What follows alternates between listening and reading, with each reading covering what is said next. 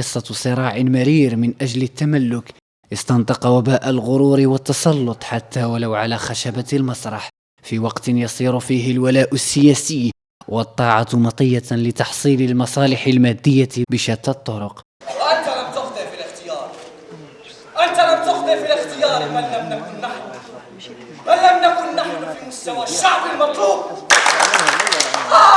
كما تعبناك أيها الملك. الملك مهلوك ولم يجد الدواء. اعملوا معروفا واشيروا عليه.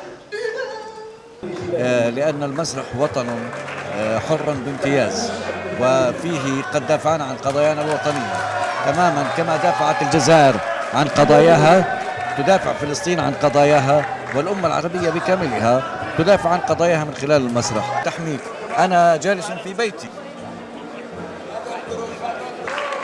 شخصية إنسان انحنت قناعاته أمام التنازلات المخيبة، والطامة الكبرى عندما تحولت اللذة الفردية إلى مشاركة جماعية ضاعت فيها أرواح الشعوب البريئة لغاية في نفس يعقوب.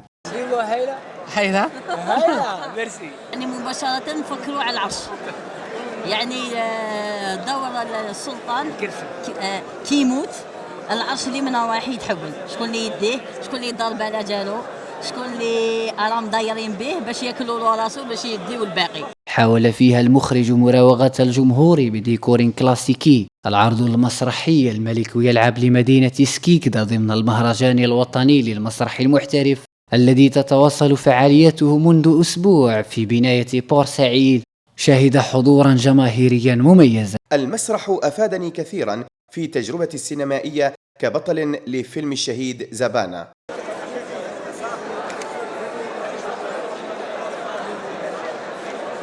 بلال لوراري، الشروق تيفي.